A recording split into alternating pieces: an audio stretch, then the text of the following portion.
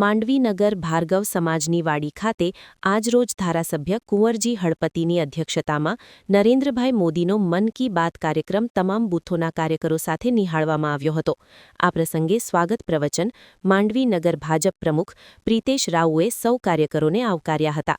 આ પ્રસંગે સુરત જિલ્લા ભાજપ ચૂંટણી સહ ઇન્ચાર્જ તુષાર પટેલે જણાવ્યું હતું કે આપણી ભારતીય જનતા પાર્ટી દ્વારા અનેક વિકાસલક્ષી કાર્યો કરવામાં આવ્યા છે, જેને લોકોના ઘરે ઘરે સુધી પહોંચાડી માહિતગાર કરવા જરૂરી છે, જે યોજાનાર ચૂંટણીમાં ખૂબ જ ઉપયોગી સાબિત થશે।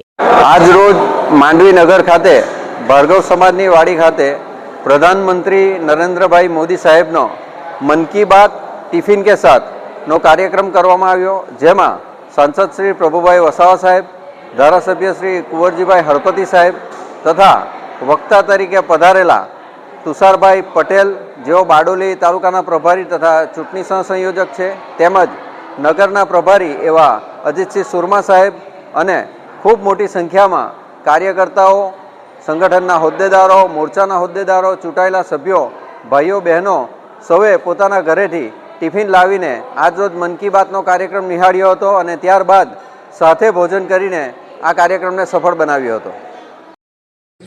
કે આવનારા દિવસોમાં આપણે શું કામ કરવાનું છે, આપણે પ્રજાની વચ્ચે જવાનું છે અને એમણે જે કહ્યું ને કે આપણે પ્રજાની વચ્ચે જઈએ ત્યારે આપણું માથું શરમથી ઝૂકી જાય એવું એક પણ કાર્ય આ દેશના વડાપ્રધાન નરેન્દ્રભાઈ મોદી સાહેબે કર્યું નથી કે આપણે બીજું જોવું કુમારી બેન આપણે જવાનું અને વટથી વાત કરવાનું કે ભાજપ છે તો અમે છે અને ભાજપ છે તો મુમકિન છે, નરેન્દ્રભાઈ મોદી હે તો મુમકિન છે ને, આ લઈને આપણે બધા વચ્ચે જવું પડશે।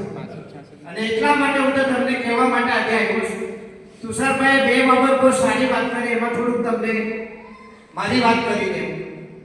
જે આપણા કાર્યક્રમો છે એ તો રૂટિનમાં આપણે કરવાના છે અને એ રૂટિન કાર્યક્રમોની સાથે સાથે આપણે પાર્ટીના હવે ટૂંક સમયના જે એજન્ડા છે એ એજન્ડા છે આપણે ચૂંટણી, પ્રજા વચ્ચે જવા માટેની ચૂંટણીના એજન્ડા લઈને આપણે બધાએ જવું પડશે। કાર્યક્રમના અધ્યક્ષ કુંવરજી હળપતિએ જણાવ્યું હતું કે આપણા દેશના વડાપ્રધાન નરેન્દ્રભાઈ મોદીએ અનેક વિકાસલક્ષી કાર્ય કરેલ છે, જેને આવનારી ચૂંટણીમાં ચૂંટણીલક્ષી દરેક એજન્ડા ઘરે ઘરે સુધી પહોંચાડવા જરૂરી છે।